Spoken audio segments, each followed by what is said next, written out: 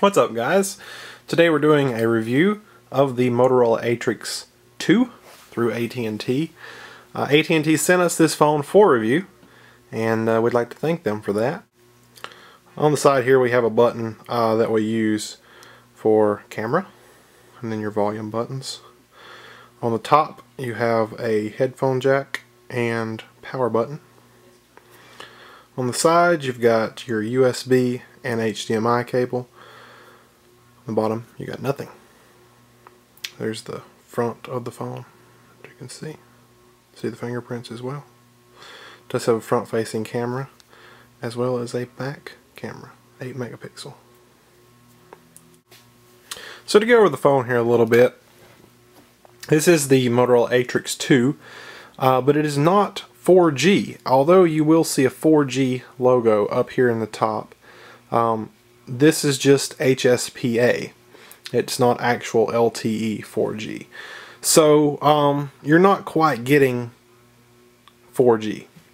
And I will show you speed test. Now this all really depends on your area.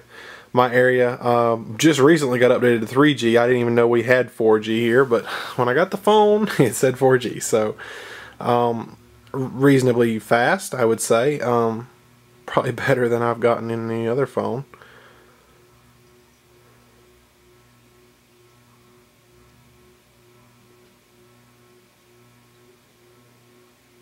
But just to go over some of the features of the phone itself, other than just the Android operating system, which is what it's running 2.3 Gingerbread. The phone itself is an overall pretty decent phone.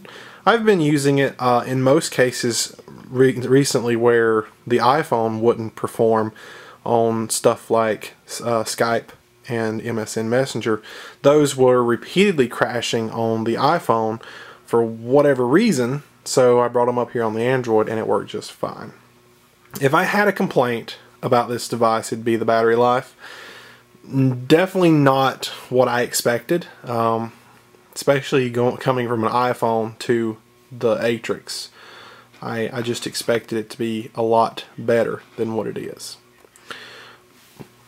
There's not a whole lot I can show you on the phone other than, you know, the entire Android operating system and everything it's got to offer, which we already know what Android has to offer. But what I can show you is some specs about the phone, and I'm pretty sure you should be able to read this. If you look at the bottom, there's a 1080p button. You should be able to watch it in high definition. And you can read these specs here. Basically, it has 1 gigabyte of RAM, which is a new standard for most smartphones nowadays. It has a 1 gigahertz dual-core processor, which is cool.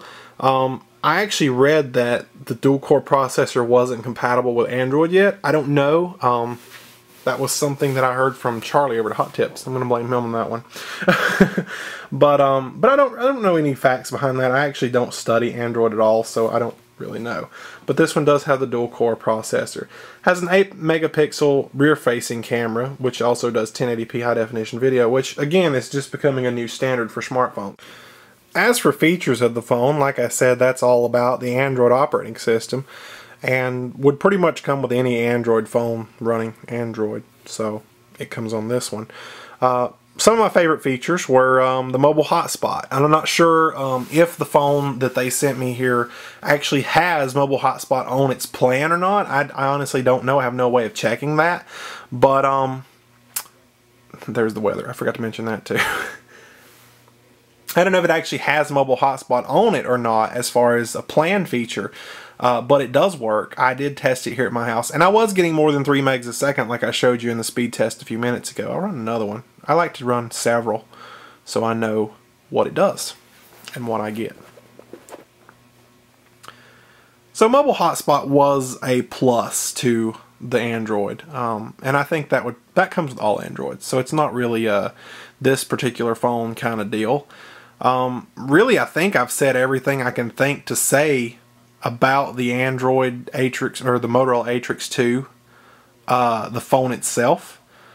And now I'm just kind of going over Gingerbread, and I don't really know anything about Android or Gingerbread or Ice Cream Sandwich or Big Floppy Ears. I don't know, that's probably the next one. But but I still, you know, I still try, and that's kind of what I'm doing here. I'm just trying, but I really don't know anything about it. I've kind of been an iPhone person ever since the first generation iPhone Edge, metal back, and that's just where I've been. You know, I went to BlackBerry Storm at one point in between that time and had the worst experience of my life and never went back. So, so yeah, I really don't know much about Android. I've only experimented with it on prepaid devices. There's Adam on my Facebook feed there. I do kind of like the widgets, but that again is just an Android thing. And I really haven't downloaded anything major to the point where I would switch completely from iPhone 2. One of my main breaking points on this phone was the fact that it's not 4G LTE. It's a cool phone, and I know 4G LTE is just in the beginning, and it doesn't cover many places at all, and it's, you know, but I still think that, you know, why would I waste money on this particular device when I could go get something like the Galaxy S2 Skyrocket that has LTE and be prepared for when it does come to my area. That's my take on it. Now, along with this phone, I got the Lapdock that the phone actually docks into. And I'll show you a little bit about it as well. As you can see, here's the phone on the screen, and you can control the phone using the trackpad as you would a normal laptop. And then over here you've got your Firefox, Mozilla Firefox, as you would on any other computer. But that's really all you've got is Firefox. There is Java support. However, there's not a whole lot that you can do with just Firefox. You can surf Facebook, but I think you can do that on the phone just as good without having to pull this huge thing out or even carry it with you. I haven't yet experienced a point where the battery went dead on the Lapdock, which led me to believe that the Lapdock didn't actually have a battery in it at all. But I was able to get a light to turn on without the phone docked in it. So I do believe there is some sort of battery inside it, but I haven't yet had the battery run dead on me. I did charge it overnight the night that I got it. I haven't charged it since. But once again, I don't see a huge deal here. I looked up the Lapdock on AT&T's website. Or maybe it was Motorola's website. I'm not sure if AT&T sells it. Anyway, wherever you get it.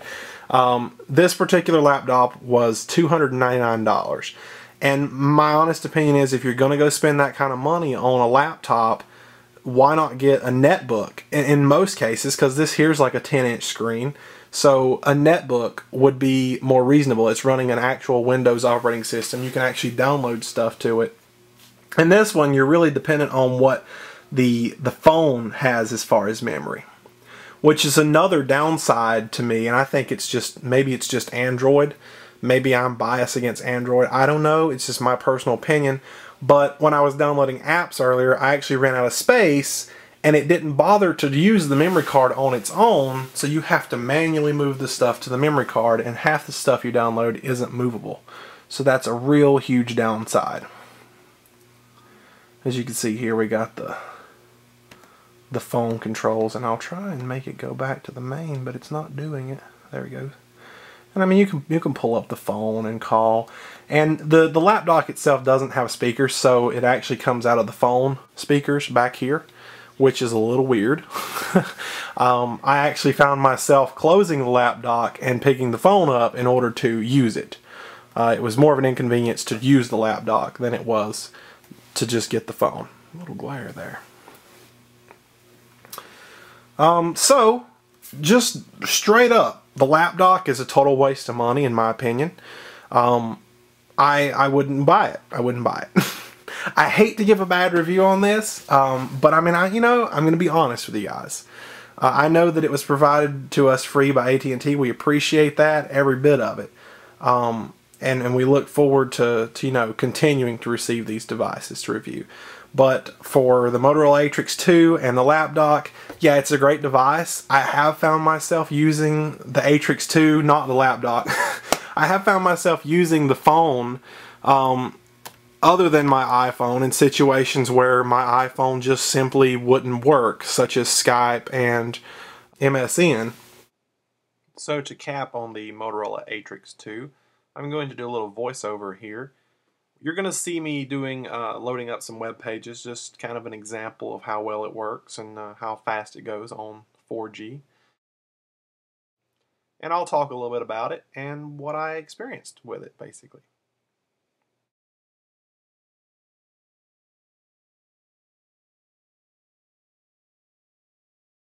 If I had to point out two downsides, which are the two biggest downsides that I could think of right now, where the battery life, which actually was not that great, not as great as I expected it to be, and the fact that most of the apps are stored on the phone's internal memory, and it doesn't seem to have a lot of that because I ran out of it pretty fast. As for upsides, I did notice that the speed did seem a lot better than previous speed tests on other AT&T devices. So HSPA was noticeable in this case. I was also glad to be able to use it as a mobile hotspot in many times where my internet was having a lot of trouble at home. Thankfully, that has been solved, though. But I do want to express my gratitude. I thank you guys so much for sending us these phones. I hope you continue to do so. I enjoy reviewing them for you guys. Unfortunately, this one didn't turn out as well as I'd planned, but that's okay. All right, guys, this is Matt from the AT&T Wolf Pack, and I will see you guys later.